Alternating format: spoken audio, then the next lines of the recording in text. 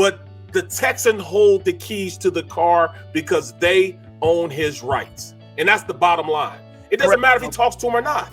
I'll tell you this, too. Joe Banner, who was on with, I think he was either on before you or after you, the former GM of the Eagles, and he said that Watson... He brought me in. He's the one drafted me. Joe Banner drafted me. He's still in play. Well, let me tell you something about Joe Banner. Who did his tutelage and who did his internship under Joe Banner? Exactly. Howard. Okay, well, he knows how the Eagles operate, cloak and dagger, behind the scenes.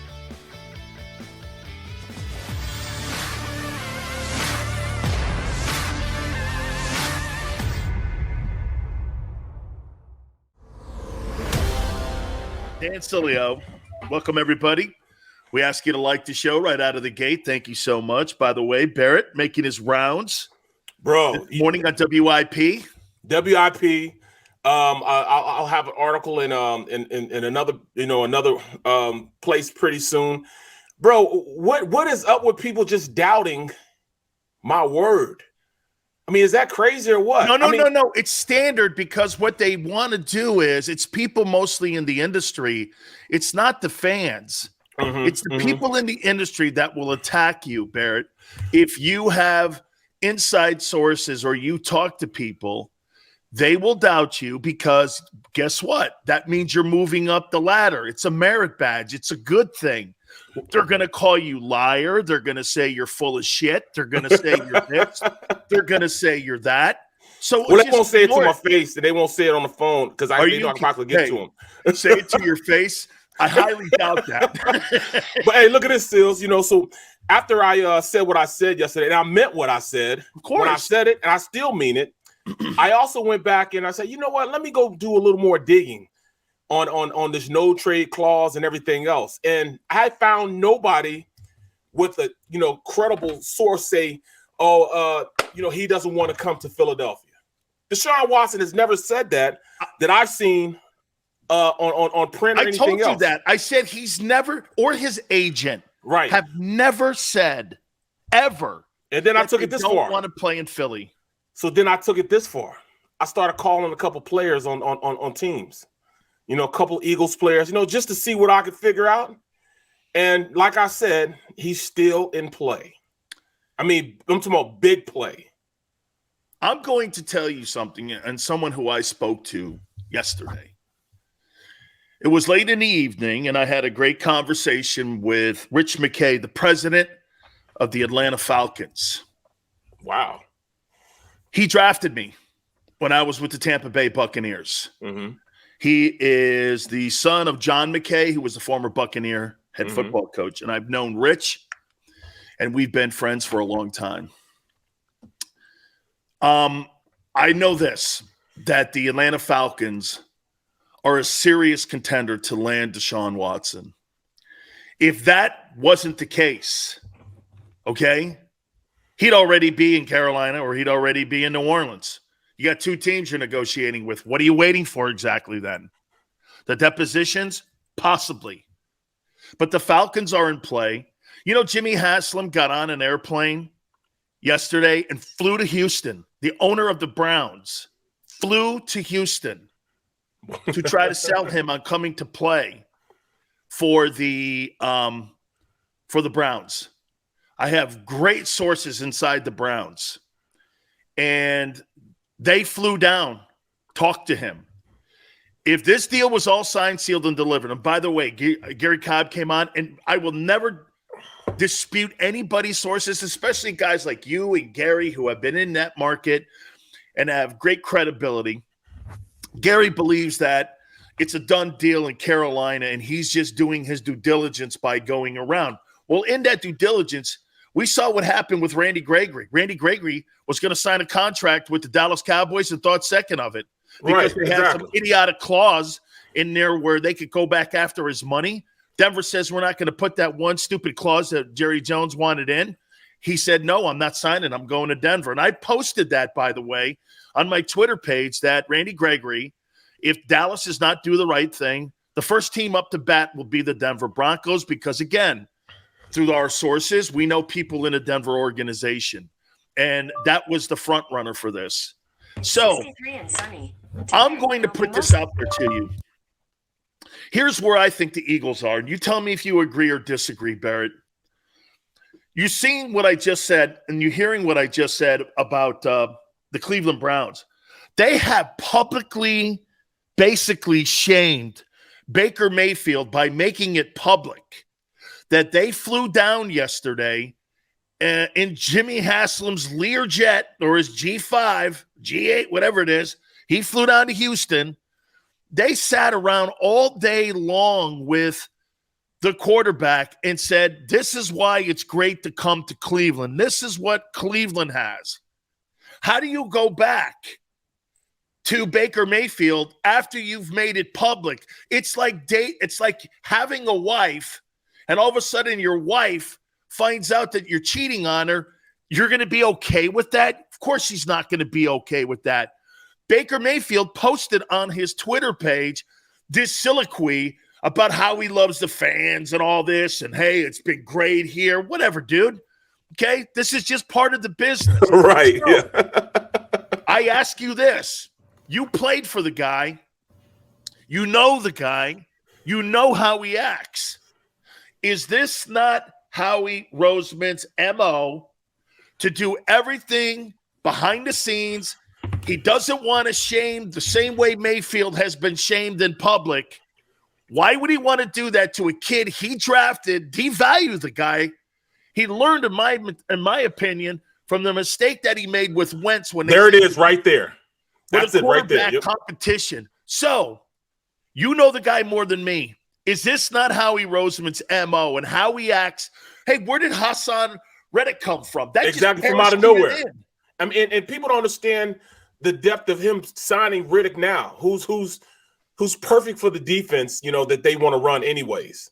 But he does things that are underneath the radar. So number one, he learned from not going out there and devaluing Carson Wentz, putting Carson Wentz. I mean, he could have got 2 firsts instead of a second, which turned into a first. If he'd have conducted himself in the right way, in the right fashion, the organization didn't leak certain things. So he learned from that. He's seeing what's going on around him. He understands, like we did the list of how many teams D. Watson would be better than, who wouldn't want to bring this kid in. The mere fact that they are, he's got to know when to hold him, know when to fold him. He can't go out there and just throw his hand out there. He may have a straight set in his hand right now. He just cannot do it. He's got to have his poker face on.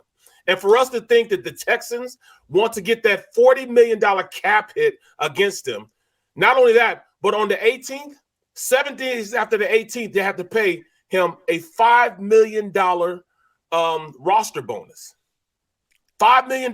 You think they really want to do that? And this kid is not going to be on the team? Absolutely. They're already one of the highest teams in dead money. Right. You're going to put more dead money on your roster? How do you build your football team if you're going to do this? And I want to make a point to you also. Hey, Carolina, that's great. You know what would happen if Carolina and the Texans make this move? You'll have the 3rd pick, and you'll also have the 6th pick, which is fantastic.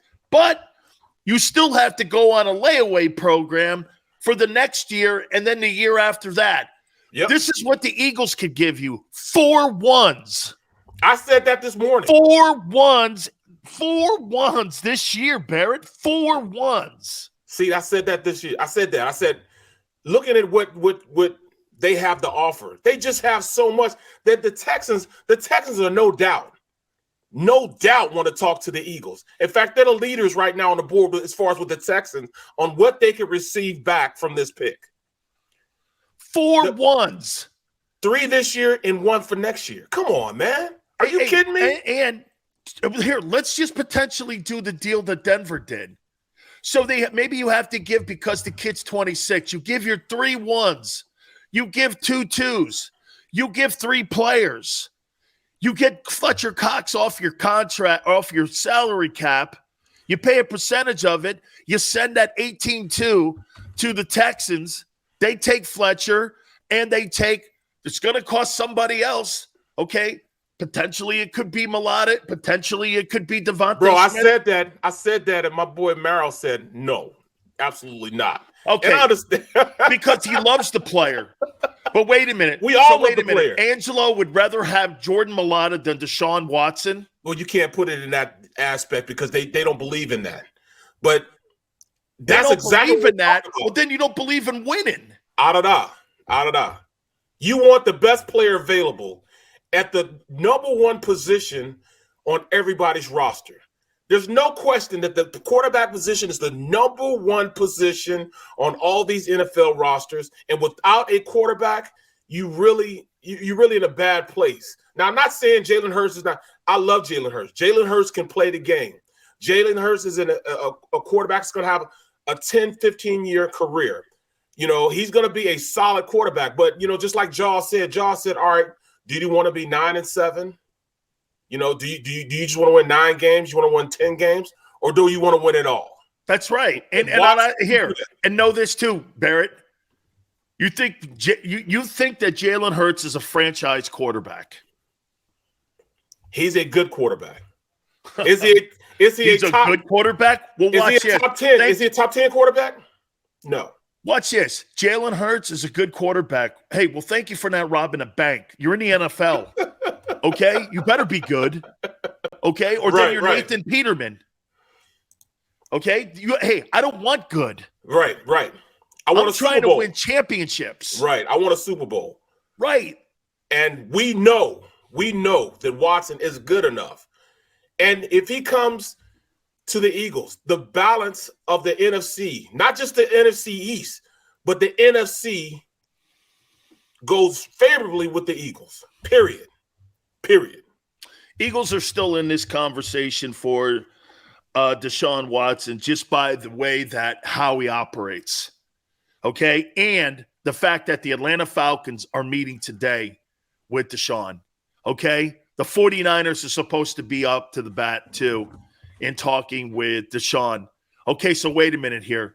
You're trying to tell me that there's going to be – think about that for a second. So the 49ers don't like their quarterback room, and they ended up surrendering that bounty of draft choices a year ago to get Trey Lance, and you're sitting around going like this today. Hey, look, nothing against our room. We got a guy in our room that's been to 2 NFC championship games in 3 years, and we're still looking at Deshaun. Why in your right mind wouldn't you think that the Eagles would be in the conversation? By the way, Cleveland versus Philly. Really? Okay, well, I'm not seeing that. Cleveland has got holes on that football team now. You've got to replace your wideouts. Your Y and your Z have to be replaced, okay? You're going to lose your center. You've got 2 running backs. Fantastic. Kevin Stefanski is a fine coach. Former NFL Coach of the Year. Fantastic. Myles Jack on the other side. You're talking about, what's his name? The defensive end, not Myles Jack. He was just released by Myles Garrett. Myles Garrett. Fantastic pass rusher. You got great defensive football players, okay? But you're in the AFC. Give me the least amount of resistance to get to the Super Bowl is in the NFC side. Common sense tells you this. And people telling me, watch this, I'm going to take a lesser freaking deal from Carolina and New Orleans because I want to play there, and the Texans will set their franchise back another 10 freaking years if they don't make this move with the best opportunity to get the best assets in return. Or you're going to be doing this too, Barrett. You're going to be building that team for the next GM and the next head football coach. There it is. You don't make this deal right. They're trying to right now. These GMs want to hitch their wagon to a quality quarterback. Period. Point blank. That's exactly how you go out there and you win championships with quarterbacks. And I'll say it again. Jalen Hurts is a fine quarterback. But do you want a guy that can change the narrative completely? It's not, like I said, we made those 2 lists. There's only 2 gripes that I have with Watson. What's going to be the punishment from the NFL? 4 games. And then can they weather that storm? Yeah, they'll have Gardner Minshew. Right. That's why they didn't deal him to Indy. Right now, he's got some offers right now also. That's right. Well, Indy wants him to be the starter. You know how I know that? I talked to Frank Wright. You don't know anybody, man. You don't know anybody. The Colts offered a fifth. Howie said no to it. This is crazy, man. How about this? Howie said no to it right now because he doesn't know what the negotiations are going to be with Watson. He can't let go of that guy yet. No. I tell you what, his value goes up now because the Eagles value him as a backup quarterback. You could go out and sign Teddy Bridgewater, some other stiff, bring in Jacoby Brissett, do something, do anything to bring another guy in, but they value him. He can weather the storm. Nick Sirianni. Here's what I think. I think first and foremost, it's going to be about 6 games. Then the Players Association will negotiate it down like they did Roethlisberger's deal, down to 4 games. Yep. And he'll probably miss the first 4 games of the season, and they'll retro the last year as time served. That's what I'm hearing. That's what Troy Vincent's office is kind of leaking out what would happen. Because, again, he's got the element of innocence in this. Hey, yes. Okay, something freaky went on. Maybe there was conduct. But quite frankly, nothing's really come out, okay? And you know what people are doing? It's all innuendo crap again. It's nothing from the sources of the attorney because you know why? Why would that guy Tony Busby want to injure any opportunity to make a restitution financial settlement with these girls by going out and saying something that actually happened? Because you know why? These are going to be confidentiality agreements that are going to be signed. He damages all of that if he comes out and says Watson like fingers here or whatever. He'd be damaging their opportunity and his 33% on each case. Right, that's the big thing right there. Out of $100,000, that's a nice little $30,000 check. That's right. He gets 33% out of every single one of these. So figure that out. 22. Let's just say it's $100,000. You're talking $2.2 million. Okay? He gets 33% of that. He's going to shit all over that by going, hey, you should have seen Watson was a freak show. Right. Exactly. That happening. So this will not get out in the public. Now, the NFL will probably do their due diligence because you know the NFL security is probably already know what the case is. Yes, FBI was brought in. Yep, they already know that. They already know exactly what went on. They know exactly what the ladies have said because the FBI does their due diligence. Now, going forward, in all these confidentiality agreements, he comes to the Eagles. He sits out 4 games. They recovered from a 2-5 season and made it to the playoffs. So that's instant. Regardless of him being suspended or not, that instantly pushes them up into the pack as far as being the leaders in the NFC because they could win after that. With that offensive line, that's all he has to say. All right, you don't have enough weapons at the wide receiver position. They got plenty of money to go out and get one. That offensive line can definitely dictate to Watson, hey, we could take the pressure off you with these big guys up front. He hasn't had that. He's been running for his life. Now he'll have somebody that can block in front of him. Come on, man. Say what you want to say. This is the perfect place for Deshaun Watson. Absolutely. And there's no question that, hey, common sense. Common sense. 4 ones. I mean, I don't know if I've ever seen that in NFL history. A team have 4 ones? Right. And get this too, Barrett. You know what you're selling the Texans? You're selling the Texans this. Hey, guess what? Okay? We're not going to make your team better in 5 years. We're going to make your team better today. Right. Today. In the draft. Today. Exactly. How about you want to go out and say, again, and you want to put Jalen in the deal? You send Jalen to Texas too? You send him to the Texans? There you got a quarterback there. You got a character guy. That franchise needs character more than any franchise. I'll tell you what. And he's home. And he's home. He's home, and you get character out of the whole thing. I'll ask you one more time. Is this not Howie Roseman's MO on how he does business? Does Howie ever show his hand? No, never. I'm going to tell you the truth. Just like with Alshon Jeffrey's contract. Say what you want to say at the end, but I'm talking about when he came out as an unrestricted free agent. He wasn't even in the books.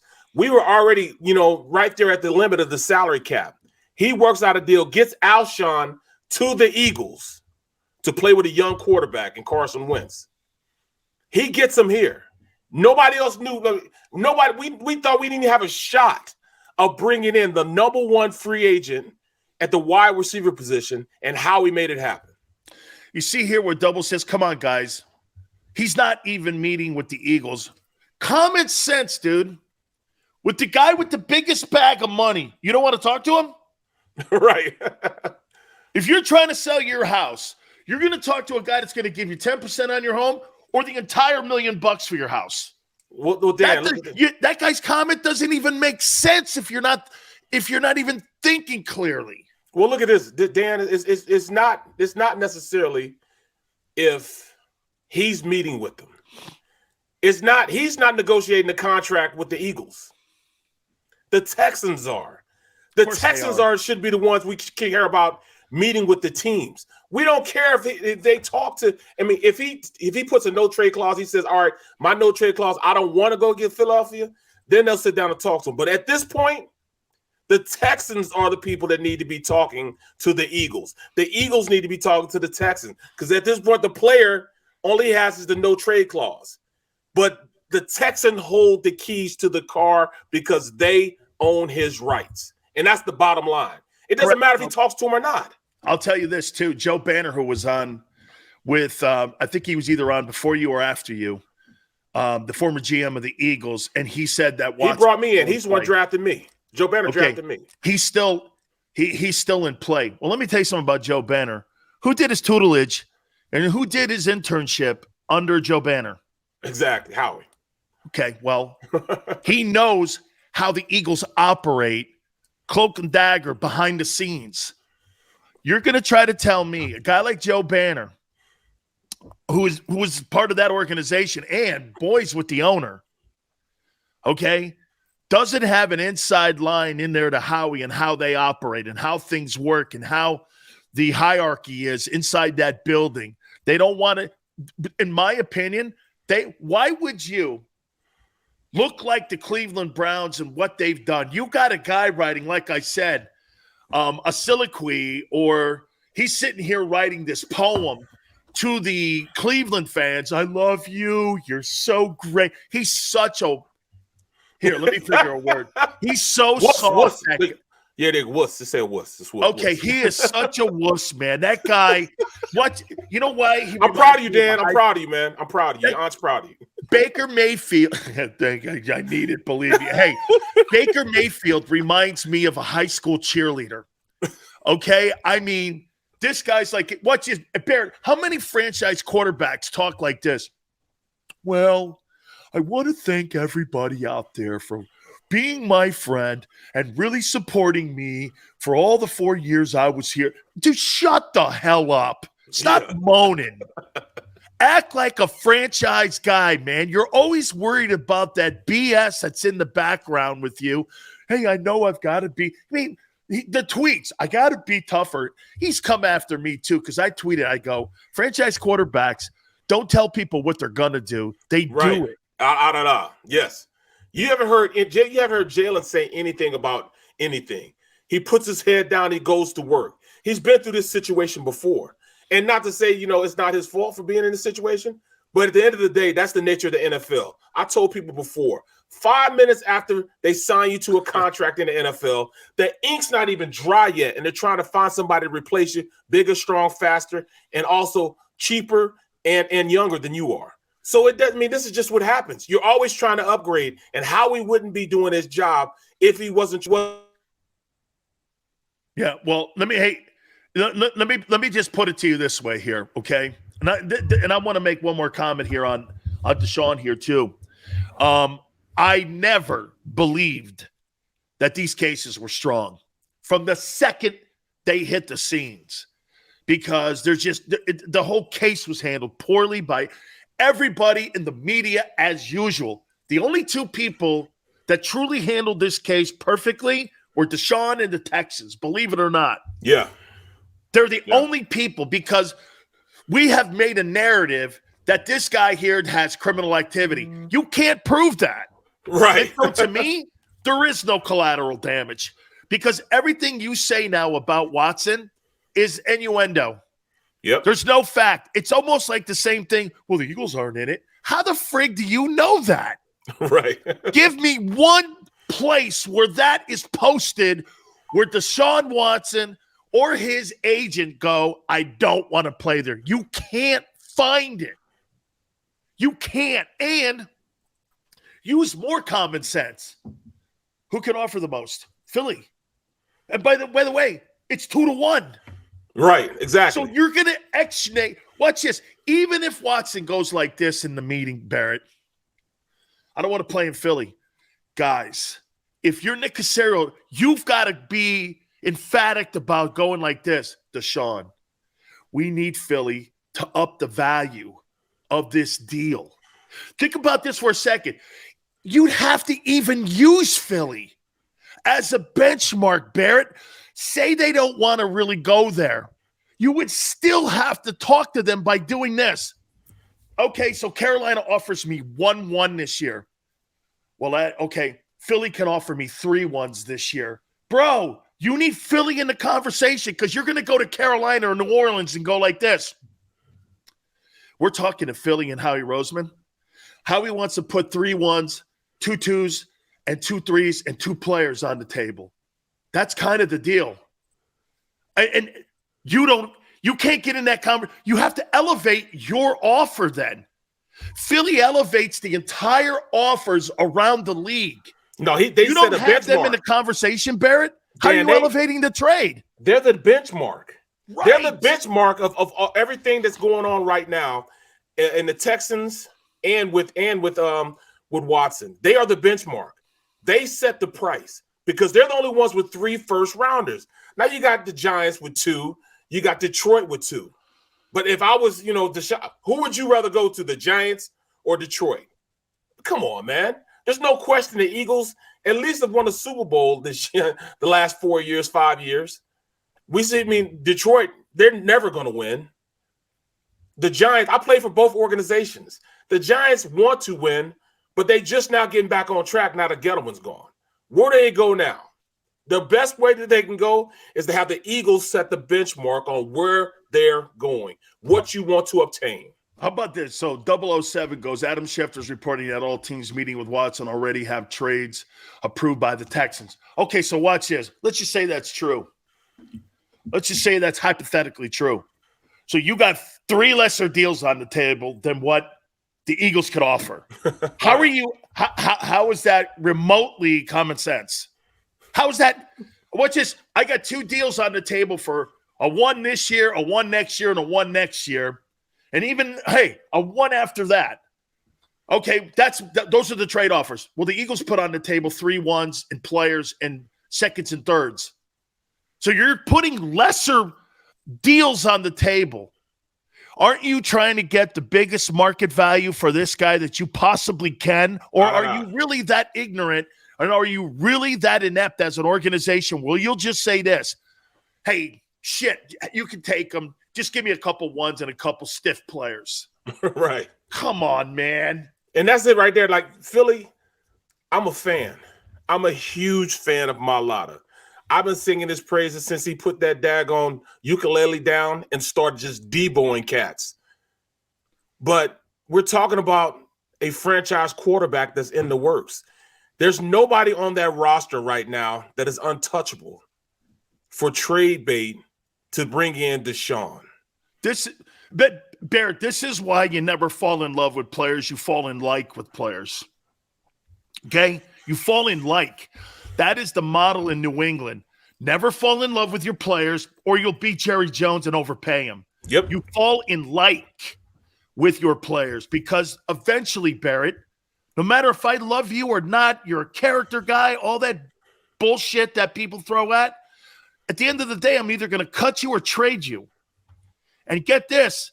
Hey, at the end, if I was up front with you from the very beginning, hey, I really like you, man. I really like you on my team.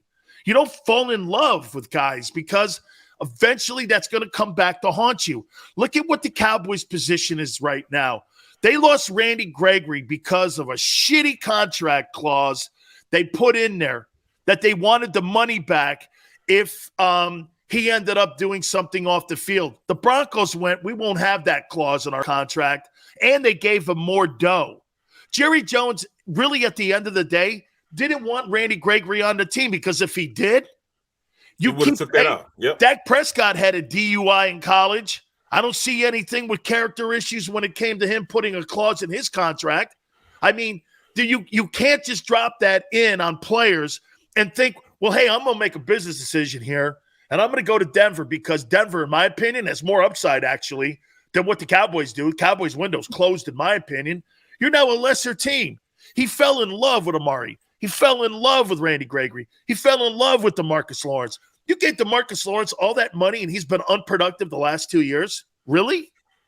Bro, that's why the Cowboys are the Cowboys, and they've won. How about Zeke? Games. How about Zeke? Zeke is so overpaid, dude. I mean, where would you rank Ezekiel Elliott right now as a running back in the NFL? He's just above top 10 right now. I mean, he's right around 9. Yeah. Right around 9. And you're paying him like he's the number 1 back in the league. I could get the same production out of Miles Sanders as I get out of Zeke Elliott. Yeah. Okay, look at Tony Pollard. Tony Pollard's making $850,000 a year. Zeke makes $440 a game. You ain't up to that contract, man. So when people are saying all that BS, man, how about this? The Eagles aren't in. Where in your right mind would you think that the Eagles were not the benchmark of the trade? They are the centerpiece in this trade because they can offer the most. Anytime you're negotiating with anybody, you start with the guy who can give you the most, and it sets the bottom floor. You think Carolina, with their one shitty pick this year, is the floor of the trade, or is it Philly with 3 ones? Think about that. Nick Caserio has to be using Philadelphia as a trade barometer on what his value is. He wouldn't be doing his job if he didn't. That's right. And Barrett, because we saw Russell Wilson's deal, 2s, 2 1s, 2 2s, 3s, and 3 players. That's going to be the blueprint. And now for a 26-year-old franchise guy, you're going to have to – how about this? If somebody came to me and goes, hey, you want a 38-year-old Aaron Rodgers? Or do you want a 26-year-old Deshaun Watson? Man, I would debate that one with people because I could build my team for the next 12 years around Watson. Exactly. I'm not sure that Aaron Rodgers even wants to play next year. I'm not sure. I would take Watson just because of the behavior of Rodgers flip-flopping the last 2 years if he wants to play. Why would I trade for Aaron Rodgers when Rodgers is doing this? He's playing patty cake. Well, I'm not playing. Dude, that wears people out. And quite frankly, I don't want to build my team around a guy that's going to wear me out. I want my quarterback to wear teams out.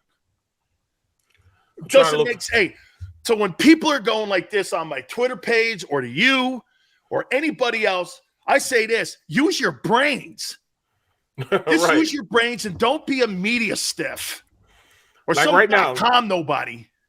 But look at Carolina's picks.